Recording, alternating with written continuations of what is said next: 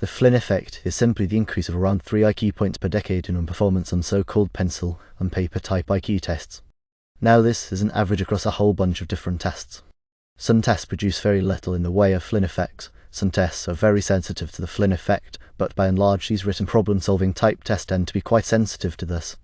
The Ravens test is very sensitive to it.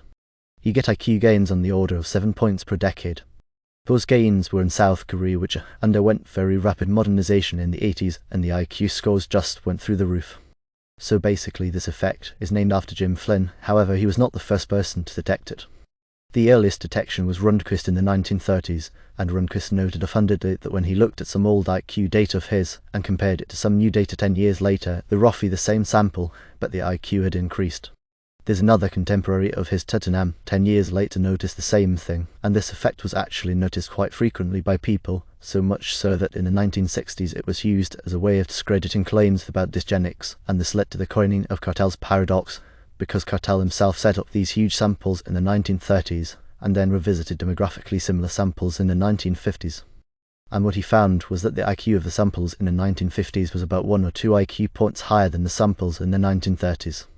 Now he of course was expecting to see a decline, because he believed the IQ was going to be lost at a rate of around 1 point a decade as well, although he had different reasons to us for suspecting that to be the case, mainly revolving around differences in the standard deviations they used back then, 20 were 1 rather than 15.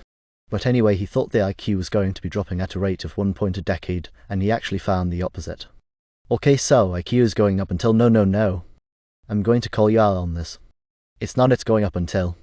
There's no evidence of the Flynn effect has stopped in the West. Yes, there is. No, there isn't. What you have is you have a few countries on a few tests which have produced consistent indications of decline since the 1980s. So you have in Norway the famous conscript studies where you have this IQ loss of 1 to 4 points over 30 years. You have examples of this in Finland based on their OMI qualification test. You have the Piaget staging stuff in Britain, which shows an anti-Flynn effect, but in France actually shows the opposite. It shows a Flynn effect. But what you have overall in these countries is a tendency for the Flynn effect to slow. But in no single country has the Flynn effect actually gone fully into reverse yet. It's certainly reached an asymptote in some countries, but the overall trend is still towards a Flynn effect, and what we do know from looking at the data that was collected by Piechnik and Vorschek back in 2015.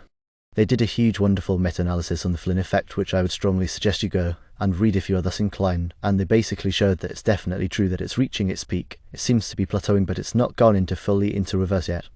So it might go into reverse in the next couple of years. You look at some countries like the NIT test in Estonia that shows a consistent Flynn effect. But we know from the work of Korgesel that the Ravens tests are showing the opposite. They're showing an anti-Flynn effect. So it really depends on the test. They declare that the anti-Flynn effect has completely come into force, and really the overall trend is negative. You need to show this consistently across multiple indicators.